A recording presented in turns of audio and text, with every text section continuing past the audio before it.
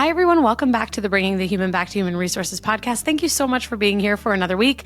You know what to do. If you haven't already, don't forget to rate, review, and subscribe wherever you're catching this episode, whether you're listening or you're watching. And if you're watching, I should apologize for the bags under my eyes. I was just telling Steve that it has been quite the week, but there's always an opportunity to make your week amazing.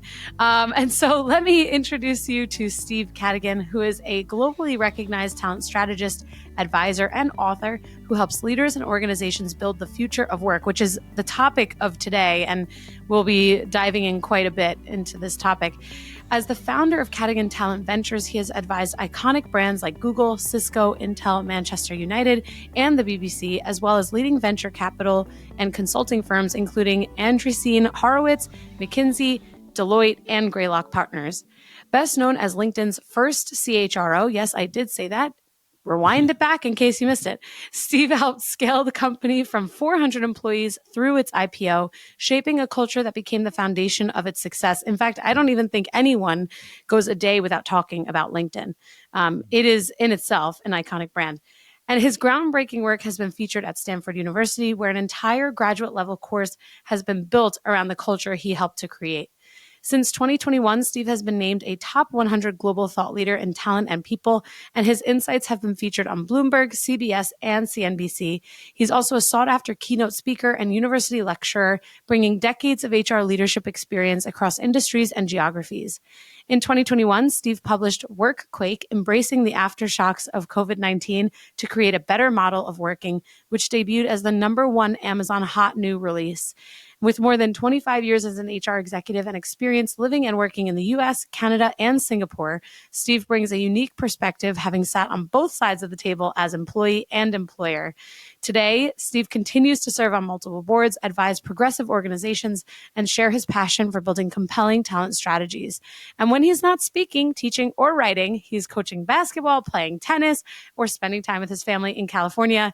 And Steve, I think that all of the things that you do are really inspiring. And I know that there are listeners out there who are like, oh, okay, Steve is going to be the person on my vision board now because I want to be like him. I want to do all of those amazing things. So kudos to you for all of your accomplishments and all, what your entire career has looked like over the last several decades. Yeah, thanks, Tracy. We face a really awkward reality in the world of HR that there is no natural progression after you serve in your operator roles. In finance, it's pretty clear. You go onto a board of directors as the audit committee chair. And in HR, it's just not as natural progression. So hopefully my crazy story has given some hope to people that there are interesting futures out there after your operator roles. Absolutely. I think it's really inspiring. And actually, I have to take it back to my dad for a moment, because in one of the very early episodes that I did when I first started my podcast already, I think actually by the time this episode launches, it will be 5 years old, which is so insane. That's why they say the time passes whether you're doing something or not. So, but I was like trying to figure out, do I want to go into retail management? Do I want to do HR? Because everyone, I was working at Target at the time and everyone was like, you should go into HR. Like, this is like a great path for you, but you could do retail management too. And they make like a lot of money and you should do. And I was like, ooh, a lot of money. That sounds great for paying off my student loans. And my dad was like, look, you could do that. That's a great career too. And it's like the yes and, right? And HR is going to open so many doors for you. And if you have this natural ability, then you should see it through and you can always do something else after. And my parents would always remind me, your first job is not always your last job. And it's very hard to kind of zoom out when you're like fresh out of college or we're at trade school or whatever you're doing. And you're like, oh yeah, I can do other things after this. Like to your point, I can do things outside of whatever operational role I'm doing. And that was really pretty life-changing for me because I did decide to go into HR, obviously. And I ended up probably doing better than what retail managers were doing at the time because of, all of these opportunities that I was able to kind of acquire for myself. And so coming back to what you said, and actually just thinking about and reflecting on your career, not only does it open other HR doors, but you actually have all of these skills that you develop and skill sets that you hone that can be applied and transferred pretty much anywhere, doing anything, which is cool. Right. Right. Without a doubt. And I had no idea of the choices I was making when I sort of fell into HR about 1 year out of college. I started in a company that rotated talent around, and I started in credit and collections. And I realized I was really good at collecting money, but that's probably not what I wanted to do for a long period of time. And then they asked me to try out recruiting, and I'd never even heard of HR. I mean, I was a history major, liberal arts, and my parents were both in the nonprofit sector. Dad's a minister, mom ran daycare centers for underprivileged families. And so I had no business role model, didn't know what HR was. And two things I found out pretty quickly, which were amazing and very fortuitous for those of you who've made the choice already, which is, number one, you're not bound by an industry or a geography. You can go and practice this craft anywhere. And that makes you sort of sector downturn, immune. It's the ultimate career insurance, if you will, for people who have, faced industry downturns and so forth.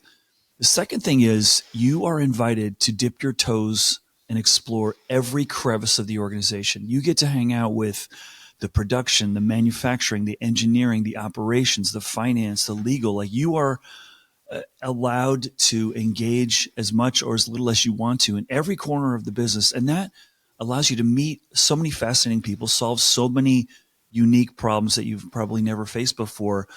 And I love that puzzle, and the constant newness and the challenge. I mean, if you're not a change junkie, you are in the wrong place. If you're in HR, like, this is all about, every day is like Christmas, man. There's a new present under you don't know what it is, but you're going to unwrap it and something's going to walk in your door. Sometimes it hits you in the parking lot before you've even landed in your cube or your office. And I love that about it. And I had no idea, that I would be in a HR path that would take me to do M&A all over the world for years, that it would take me to be posted in Singapore and run HR for all of Asia for a very major organization, or to be the first head of HR for a startup company and just like go through this IPO growth experience, which I'd never faced before. And I think that's one of the coolest things that we have as a gift in this profession. Totally. And something that dawned on me as you were speaking is that I think sometimes there's a lot of, and I know this even from listeners who reach out, that sometimes there's a lot of nervousness around, well, I don't know X, Y, or Z thing. I'm not going to be qualified for that particular role or that next thing. And naturally for you, having been LinkedIn's first CHRO, and to your point, you went through this IPO process, you hadn't done this before, and that's significant. I think it's actually really important that listeners reflect on that you were in this, at the highest level of, HR leadership, at least, in terms of like within the business that someone can be. And there were things that you were learning. And that's, of course, you want to always have like a learning mindset. But I think that's actually, it should dispel some of those fears that you're not always going to know every single thing that your next job or your next company is going to throw at you. Yeah. And Tracy, to amplify on what you said, I think there is enormous, let's just say, underestimated energy in tackling something new. I think that we've really underappreciated that, how we design job families and career paths, and like, you can't apply for another job until you've done this one for a couple of years. I think in a world that's changing really quickly, we really have to revisit our thinking around that. And that's part of, what I spend a lot of time with on leaders around the world is, listen, if you take a look at Silicon Valley, where I call it crazy town, because it is just nuts, and it is not a perfect world. There's a lot of incredible things happening there, but I don't think anyone can argue that there's more creativity, innovation, new value creation, more high market cap companies created in that small little portion of the world than anywhere else in the world. And it also experiences the highest amount of turnover. And you have, and I tell this to business leaders who are fretting over high turnover. I said, listen, Silicon Valley has the greatest amount of innovation and creativity of any geography in the world, and the highest turnover, and more people doing something they've never done before at scale. When we're building LinkedIn, not only was it a new opportunity for me to go to a private company that was relatively small, 400, and grow it into a monster, but we're building a new sector. We're building a new business that hadn't existed before. And many of the jobs were jobs that people were doing that they'd never done before. And what I found in that That journey was that, man, when you put someone in the seat of a job they haven't done before, yeah, there's fear and there's uncertainty, but there's enormous energy unlocked when you're solving something you haven't done before. And the sad thing for the world of work and HR in particular is we've designed historically to prevent that from happening. I want to know that you know how to do this, so I'm not going to put you in something new because I want my trust and confidence in you to be high, and I want you to be a master of your craft. That's great in a world that doesn't change fast. In a world that's changing quickly, we really need to think like, how do we get someone onboarded really fast? How do we get someone up and running quickly? Those jobs that take 3 years for someone to sort of settle in, yeah, they're leaving before 3 years. So we don't have 3 years. We've got 3 months. Right. I was going to say, I don't even know if we have half that. That's right. Yeah. I look at the tenure of software engineers in Silicon Valley is a year and a half, a year and a half to 2 years. People go, oh, that's horrible. I go, no, it's not. That's an opportunity because we get to leverage new people and new ideas and new ways of solving problems. That's what we need to optimize for, not making someone a deep expert. Now, don't get me wrong. I want my best people to stay as long as the next person. But if you think people are going to stay longer in your company in the future than they do today, you really need to pass me some of that dope that you're smoking because it is just not going to be realized, right? And every leader I ask today is like, hey, what's your biggest problem? I say, hey, Steve, we're really struggling with people just aren't staying as long, and our business wasn't built for that. And think about HR. Every reward that we deliver is indexed off of more the longer you stay. More 401k match, more vacation, more opportunities for promotion. It's all about tenure based. But every leader I talk to is like, do you think people are going to stay longer in the future? And they're like, nope, probably not. I said, so at what point are you going to plan for that? At what point are you going to expect my demographic's probably going to be here max 5 years and on an average probably around 3 to 4. So how do I build a vibrant value creation organization with that dynamic? And the good news is we've got a ton of great examples. If you look at Microsoft, you look at Google, you look at Airbnb, you look at Apple, you look at Uber, you look at Facebook, Meta, you look at LinkedIn. These companies are median tenure 3.5 years. Okay, they're crushing it in terms of innovation and new markets and so forth. So don't be fearful of that shorter time. Look for how you can optimize for that. And that's, one of the things that really, that's back to your question about like, whoa, what were some of the big, experiences that LinkedIn presented to me? That was like, whoa, I'd have been a big company guy before I went to LinkedIn. It was like all you do when you're in big companies, not all, but generally, is you're fixing what other people have done before you and you're modernizing it, you're tweaking it. When I walked in the door at LinkedIn, the first week in the executive staff meeting, there was a fight over should we do performance reviews. I'm sitting around going, this company's 5 years old. You never figured this out. You never talked about it. They're like, no, we all hate performance reviews. They look at me like, go ahead, Steve, defend performance reviews. I go, I hate them too. And they're like, what? I say, yeah, I've never seen an executive tell me that the pivotal moment in their career journey was that performance review they got back in 1970. No. And so that was really refreshing and terrifying to me. That I'm walking in and they laid no tracks. Are we going to do performance reviews? If we do, how often should we do them? If we do, should we have a scale? Should we have a ranking? Should we go 1 to 3, 1 to 5, 0 to 7? Should we go 4 decimal places? If we do a rating, should we tell the employee? Should we not? Should we also do it with stack ranking people on performance and potential? And then you're just like, and should we tie it to compensation or not tie it to compensation? Should it be developmental or should it be driven off of rewards? And I was like, if you've never, the great learning for me, there were many learnings for me, and it was why it was exciting and also terrifying, was I'd never taken my function, HR, down to the studs. Why do you do performance reviews? What is the point?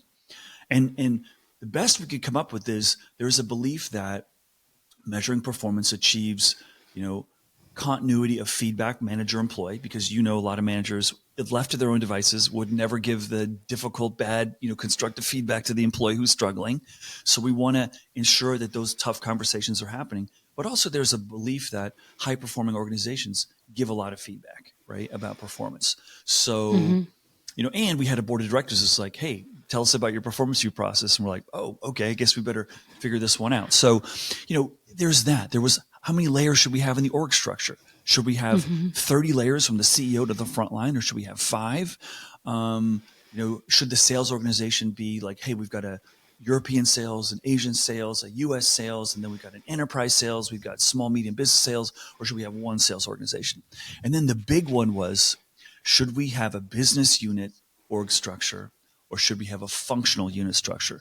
Which means, let's take LinkedIn as an example. We had 3 major business lines when I was there. Now there's like 5 or 6 because they bought a learning company and some other ones. But it was like we had the sales, selling to sales leaders how to use LinkedIn. There's the recruiting product, right? And then there's a marketing product. And so we could have the marketing engineering team, the sales engineering team, the recruiting engineering team, or we could have one engineering team. And so those are really big decisions and Huge, big conversations. Yeah. And when you're building a new company, what's really interesting is everyone's coming from their experience where they worked before. So I had my Cisco refugee, my AMD refugee experiences. I had a bunch of executives that were Google refugees. I had my Yahoo refugees, and everyone had a mixed experience. And what's interesting about leaders in HR is if you ask, if you're ever interviewing at a new company, what I always like to know is where did all the executives work before, and what was their experience with HR there? And usually when you go in and you say, hey, what does great HR look like to you? Like if you want me to be your next HR member, leader, whatever, what does great HR look like to you? They'll usually say this, well, not that. Well, not that. Yeah, and right. Like, well, okay, so what does it look like to you? Well, not that, and that's that's unfortunately a big miss. And it's unfortunate that most people haven't seen high performing. In my career, I haven't run into a ton of people who've seen HR just crushing it, leading, no, unfortunately, and driving great outcomes. And that's an opportunity for all of us to show folks what it looks like, right? And we also face this reality that a lot of leaders are really defensive. When I interviewed with the CEO, I was his first hire at LinkedIn. He was very suspicious of me, right? Like, oh, you're the guy that's gonna, have all the secrets and, and have some sort of back office black market for information. And it's like, no, that's not how I work, man. He's been I've triggered you a little bit. I could see in your face. It's so true because you're so right. I had a flashback from my own like experiences where people are like side eyeing you when you come in because they think you have like these inner dealings or you're gonna like work against them, but it's not us. That's the thing. That's why I was laughing when you were saying that, because it's like eventually over time they're like, oh. Yeah. This is good. Oh, this is a good relationship. Oh, I'm learning something. I'm becoming a stronger leader because I have an HR partner I can rely on. This is so yes, that's funny. I actually had a few flashbacks at one moment. I was like, who am I going to think of first? So thank you for that good laugh. But actually, I think all of what you said is so important. And actually, you kind of touched on the mission of this podcast and what you just said, that, so many people have not seen an HR partner or had an HR partner who's like absolutely killing it. And I mean, in some respects, that's okay because depending on the industry or where they've worked and, even just their own relationship with HR in general, as from an employee to then a leader, those things can alter their own experiences. But fundamentally, when I think about every single episode that I put out on this podcast, I want it to go toward HR leaders absolutely crushing it. Like people should be walking away from these episodes thinking, oh, this is how I can be better at my craft. Or if I don't align, and it's not to say that everyone has to agree, but I think at some point there also has to be this internal reckoning that if like you are not the kind of person who really wants to live in this gray between like the business needs and the employee needs and be able to balance those things out without feeling so conflicted, that maybe it's just not the right career for them, because it is a very difficult balance to strike, that you have all of these business goals that you have to like drive people to achieve, because most of the time, a lot of the time, we're individual contributors or we're in operator positions, and there's a lot of influence. And then there's this other element where you are people facing, depending on your roles. All of my roles have been primarily like business partner roles, and you have to be able to help those people understand their impact on people. And you yourself have to have an impact on them and influence them. And it can be, unless you have like a really strong level of trust between all of your partners, which is a very critical part of being successful, I think, in Mm-hmm. HR, people are going to find that to be very conflicting. And I think it's going to be very difficult for them to find, happiness in this career, Mm-hmm. or fulfillment. Maybe it's not happiness, but really fulfillment in this career. And when I think about what you said, or especially around like tenure and the future of work and how Mm-hmm.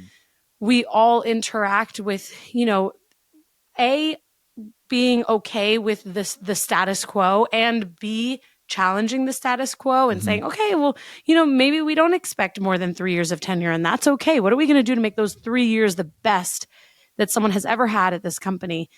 Then, I think that's where, when I think about the future of work, there has to be this agility, really, from everyone, not just HR leaders, but every leader in a business, to challenge their own deeply held beliefs. Mm-hmm. And of course, a lot of thought leaders are talking about like the gig economy and how that has dramatically changed Mm-hmm. the way that people work, and AI and all of these things, which is true. But sometimes I think that people are missing, they're kind of just like surface floating. They're not really like Mm-hmm. getting deeper into what that actually means, that people are looking for this like optimal flexibility. If they're in the gig economy, they want to essentially create their own income through all of these different Mm-hmm. streams without being reliant or beholden to a company. And then you Mm-hmm. have, people like these engineers that you mentioned, software engineers in Silicon Valley. They're jumping around because it's beneficial for them to do that. Mm-hmm. And it's beneficial for companies to have new talent. And so Mm-hmm. how do you, to your point, how do we reconcile the business needs for like continuity while also saying, okay, well, this is the status quo. Let's embrace it and figure out how we're going to continue to innovate even without that continuity. Yeah. And we really have an opportunity here to reshape the language of work. There's a couple of words that trigger me are things like engagement. Like there's more things affecting the engagement of your people out of your control as an organization than ever before. So why are you worried about engagement? I think I want to double click on something you said earlier, which is building trust. If I look at my career or I look at the seminal opportunity I had at LinkedIn, why were we able to grow, double in size every year I was at LinkedIn and double revenue every year when half the organization didn't even know where the restroom was because they just showed up yesterday? Like, I don't think people appreciate how hard that is when you're doubling the size, you're quadrupling the number of countries where you have new people. So there's distance tax, there's language tax, there's culture tax, all kinds of new Yeah. challenges. So your complexity bar, when you add people, that's challenge. When you add people in new countries, that's like 3x as hard as just adding a new person in the same location. Because now you got remote leadership and time distances and all these other things. And I think the way you weather inevitable confusion, complexity, disappointment, misunderstandings is a baseline of trust. And as an organization, one of the things we did really well at LinkedIn was we had a lot of town hall meetings. We had, let's talk about the elephant in the room. All those people working in Silicon Valley who have to commute from San Francisco are pissed off that we don't have a free shuttle for them because all the Googles and all the other companies Mm-hmm. have one. And I had to remind them, well, those companies are making more every day than we make in a whole year. So, when we make that revenue, I'll get you the bus. But right now, we just can't afford it. And by Mm-hmm. the way, you loud San Francisco people who are having to commute an hour each way twice a day, there's more people in other further locations than you. Do you want them to have a bus too? Like, you see how this is not a simple, we need a bus because someone else has a bus. And those layers and layers of challenges when you're growing are really hard. If you have a foundation of trust, that's going to give you the benefit of the doubt when the sniper shot comes in or something slips up and someone makes a mistake or whatever.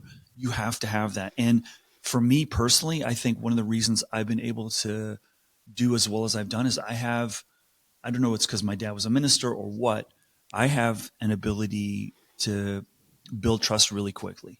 And one of the things I've always said in HR is the fastest way to build trust is for something really scary, ugly to happen, and you get involved, and people see what you're made of. Like, are you going to go? Someone comes and just throws up all over you about how they hate the CEO and this company's screwed. And they're like, okay, I'm going to see how you handle that now. Are you going to go run to the CEO so that I'm going to get fired? Or are you going to help me sort through this? Or how are you handling this really thorny, turd I just put in your lap? Like, how are you going to deal with that? And Right. I love those, and that's why I love acquisition work, because there's stuff going wrong every day and people are going to see what you're made of. Are you going to do the ethical right thing? Or are you going to, whisper something to someone that you swore that you would keep in confidence, and you're going to betray that confidence? Like, what are you going to do? Totally. And HR is really about two things at a very simple level, having thought about this for years and years. It's about credibility and judgment. If you are not credible, no one cares about your judgment. And if you have poor judgment, you will not be credible.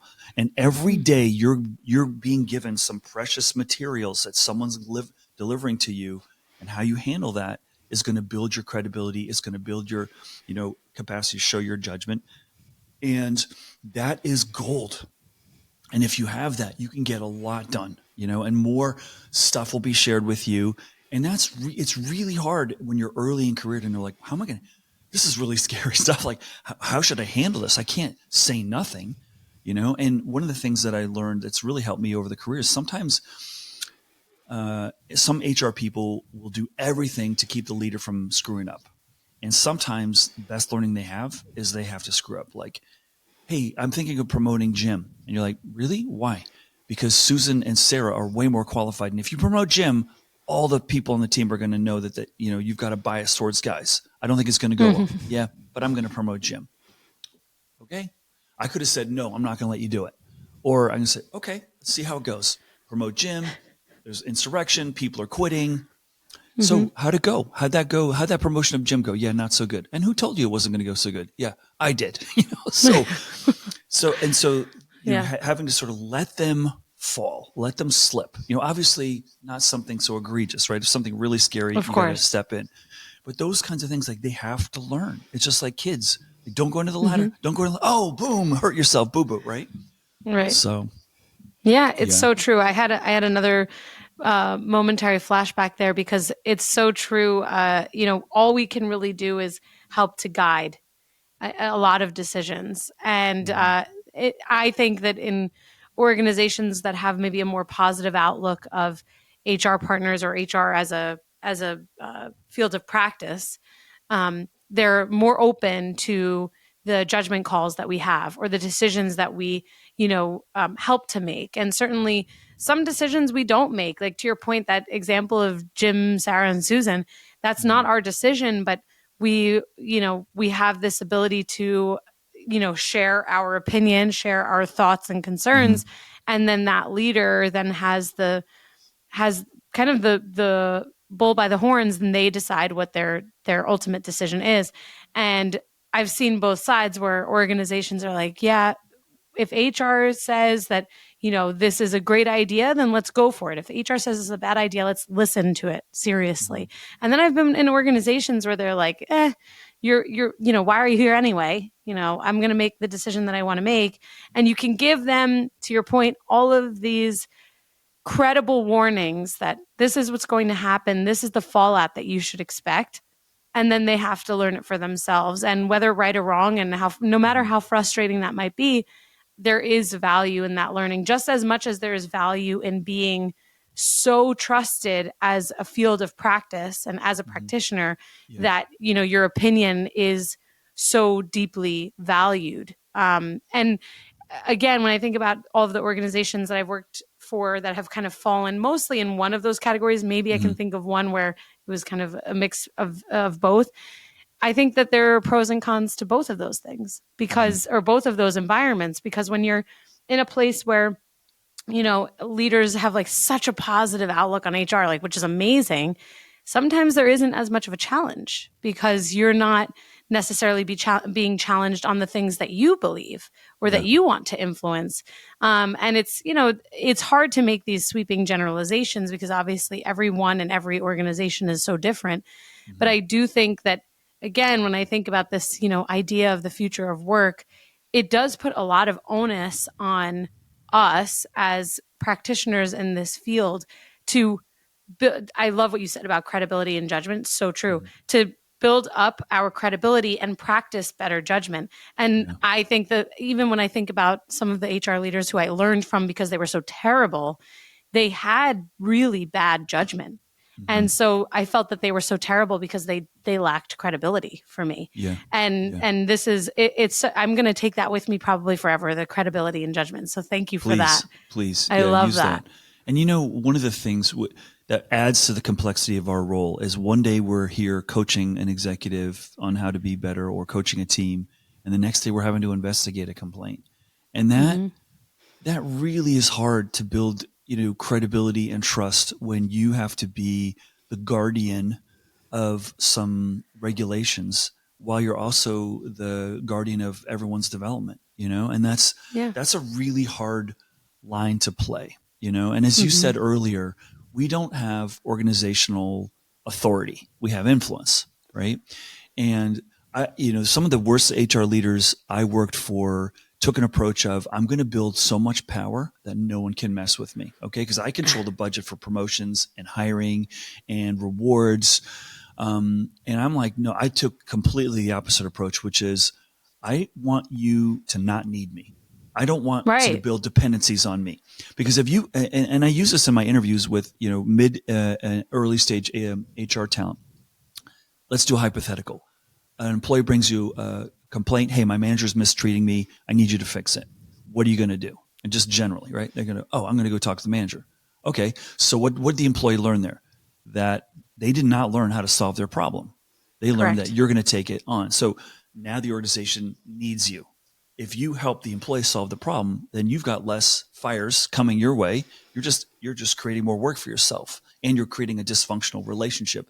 That employee needs to solve the relationship with their manager. You can help coach them on how to talk about something really uncomfortable with their manager, but you going to the manager, not the right way I want to be thinking about it. And the truth is, there's so much crazy in the world of work that we will never be out of a job. So don't take me literally that I want to work myself out of a job. But the best work I ever did, Tracy, was not because I was the sharpest HR person or had the greatest HR team. It was because my leaders co-owned the talent agenda with me. Right. And this was the biggest fight I ever had with the CEO at LinkedIn in the early days. He's like, tell me what the comp strategy is. I go, you want me to tell you, the CEO of the company, what the comp strategy is? I can give you a recommendation, but this is your company, and you got to feel how we're mixing incentives and stock and cash and signing bonuses serves a purpose. And here's why I think this makes sense. He goes, well, the finance director, he wrote the finance plan, like he wrote the business plan, and the legal team, they wrote the legal plan, like you need to write the comp strategy. I'm like, no, that's not how this works, man. It's different. We co-own this thing, and yeah, I don't want to add more to your plate, and I'll serve you pros and cons of different strategies, but it's not me owning it's not good. Just like me owning the culture, me owning diversity, that's wrong, because now someone thinks someone over there owns all that versus all the leaders need to share the ownership. The worst thing I think we've done in HR traditionally was say, oh, there's the head of diversity. What? No, you all are the heads of diversity. That person can help you learn how to lead diversity in your teams, but they don't own it. You own it. You understand? And so it's a big shift. And I'm sure listeners, the leaders I'm talking about who want to own everything, I want to have the power, and the leaders who are like, no, we're all about you becoming better. And I really think that sort of, we can serve ourselves better by looking at our work like, how can I work myself out of a job by making other people greater, right? And that's going to make you more valuable and wanted more. I really believe totally. I agree 100%. This idea of mutual ownership is something that surfaces a lot on my show, because I feel very passionately about this. Like, we cannot physically operate well at that if we're the only ones owning things.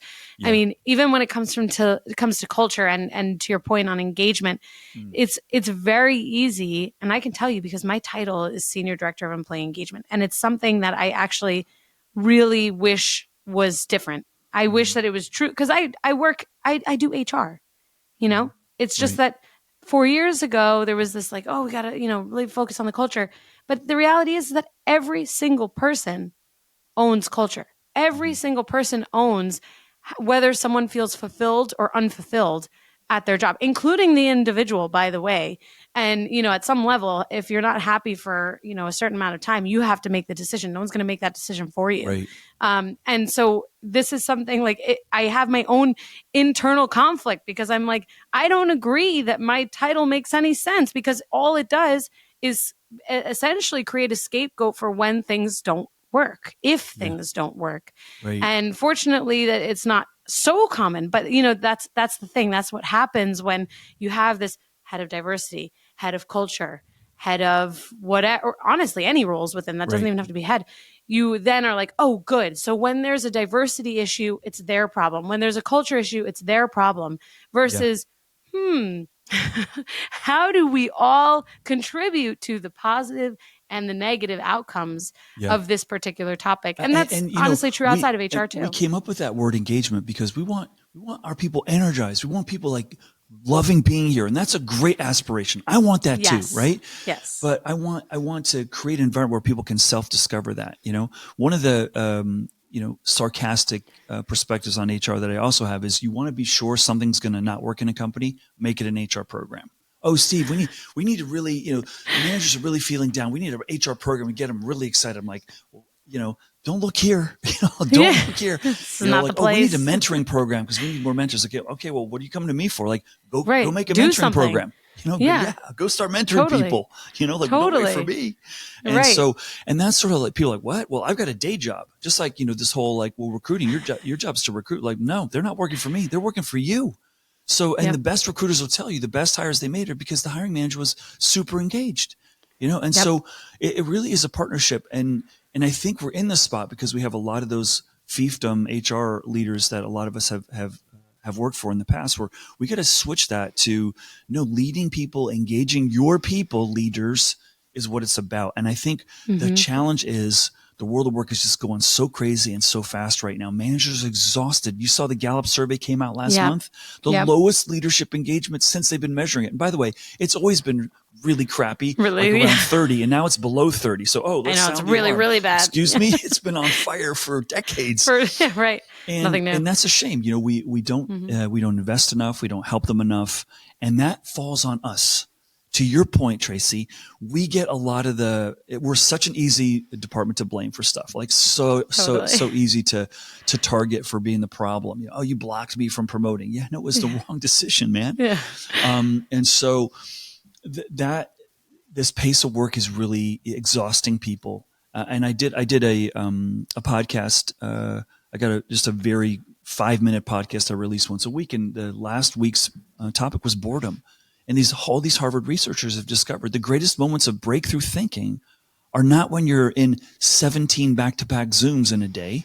It's when you've got time to think, when you're driving, when you're in the shower, when you're sleeping, when you're waking up, and we're not creating space for those moments here. We're falling too far to the do more, faster, quicker, less money, be productive is like poison right now. We need space to think, and we have overwhelmed our people. In email, we still haven't figured out how to use email. All we do is weaponize our emails to make people more behind. And this is, think about that, as we think about the future work and sort of tying it to what we want to be talking about here, which is, are you creating the right environment for people to do their best work?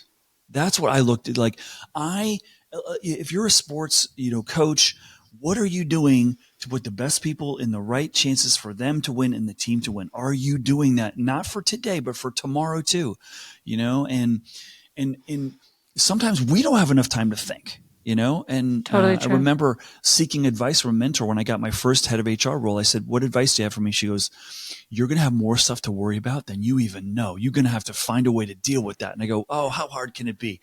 And a few months later, I'm just like, oh my God, and the ideal, and again, this is back to the days when we used to work in person, and it's different now, but when you walk into the lunchroom, the backstory on every single person in that lunchroom. She's about to tell her boss that she's pregnant. He's about to be told that he's on a performance warning. She's going to tell her boss that her husband just got relocated and she might have to quit. He's going to find out that his request for promotion is going to be denied. Like, you just know all this stuff's playing out. And you're just like, oh my gosh. And if you care, this is a really hard profession to be in, because your heart is getting tugged a lot, and you got to find a way to sleep with that, and Yeah, it's tough. balancing. It's balancing the care with the logic in a way, because I think it is important to care, and it's also important to know when to, disallow the care from overtaking your entire, person. Right. One of my more recent leaders taught me something really invaluable, which is that, yeah, Tracy, you care a lot, and that's great. And you also need to separate yourself. You need to separate yourself from the things that you care most deeply about. So it's not so draining when Yeah. something isn't going the way that it should go, but it's just not going the way that you want it to, that it needs to.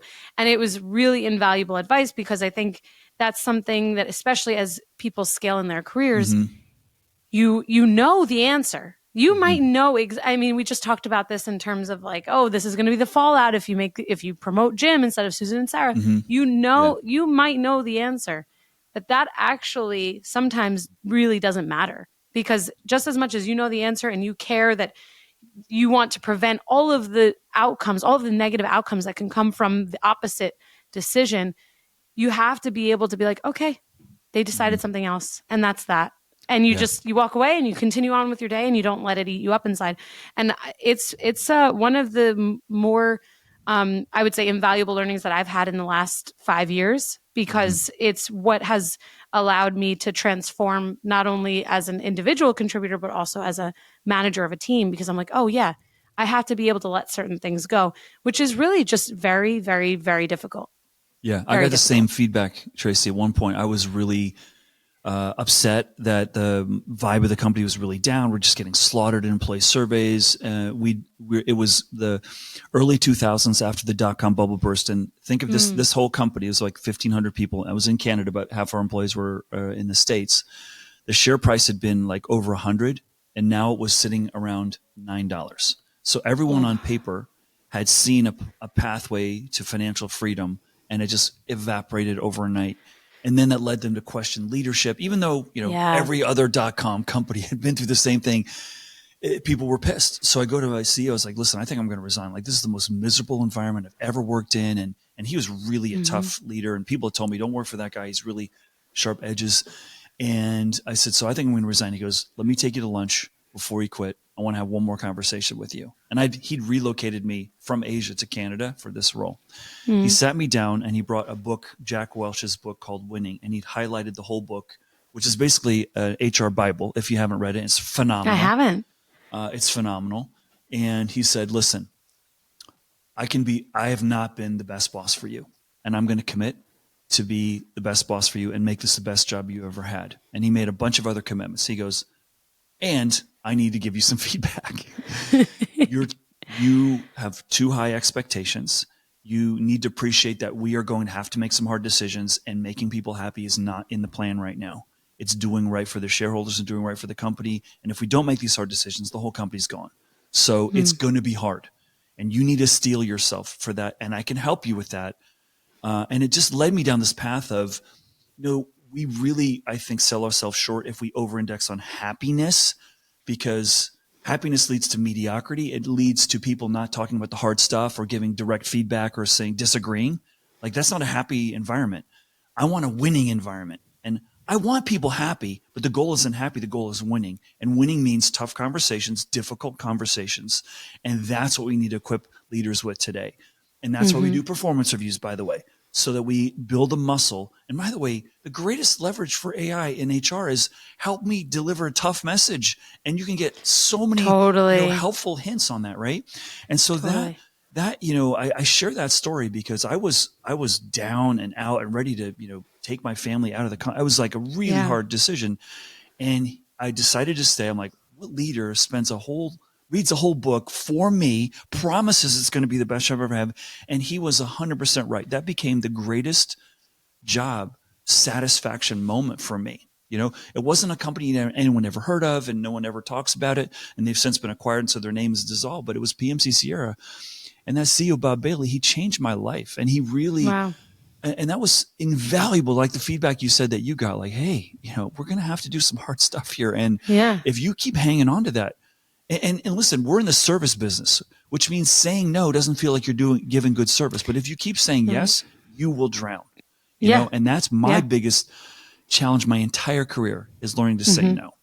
And also because I think I can do it better than anyone else. So why would I have someone else do it, right? So like if you're a perfectionist, it's even worse, right?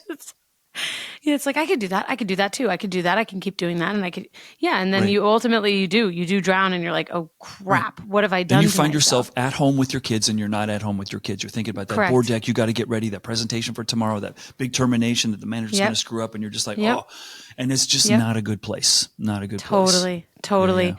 Steve, I have thoroughly enjoyed our conversation. I'm not ready to let you go, but I know that the listeners are probably like, Tracy, what's enough the next? Ready. You know, we're going to call this a double episode. How about that? Yeah, right, you know? right. 2 for 1, I love people. It. 2 for 1. I'm not ready to let you go, but I know I need to, and especially considering how valuable your time is. And I would love to have you back on one day. I mean, I think please. All of the things that you've shared have been really, really profound, not only for me, and I'm sure also for the listeners. So thank you so much for your time. And I'd love to kind of just pass to you one more time to tell everyone where they can connect with you and maybe work with you, read your book. Yeah, please. Yeah, my book is titled Workwake. Please check it out anywhere books are sold. I have a podcast called Workwake Weekly, and it's very quick, 5 to 10 minutes, and it's really fun for me. And I publish a prolifically on LinkedIn. I hear it's a pretty good platform, and so just find me on there. Connect with me. You can like I've so many connections now. LinkedIn has not let me like easily connect with new people. You can easily say follow, but if you hit the ... you can still connect with me. So if that's of interest, I'm pretty active there. I also have a TikTok channel where I have a series called True Stories from Corporate America. And if you want to hear about HR stories going crazy, I know I can match and raise you one. So check out that series. I've protected the innocent, and I've remained nameless, but also some naughty HR leaders that I've outed some of the stories from that. So yeah, it's if you need some comic relief, please check it out. We always do, and we will make sure that everything is linked. And again, Steve, thank you so much for your time. Thanks for having me, Tracy. Amazing. Yeah. Hey, just before you go, don't forget to subscribe to the show so that you are the first to hear when an episode drops each week. And maybe leave a 5-star review and a comment about how much you loved this episode. Plus, if you have someone in mind who would really enjoy this episode, make sure you share it with them. Thank you so much for tuning in, and I will see you next week.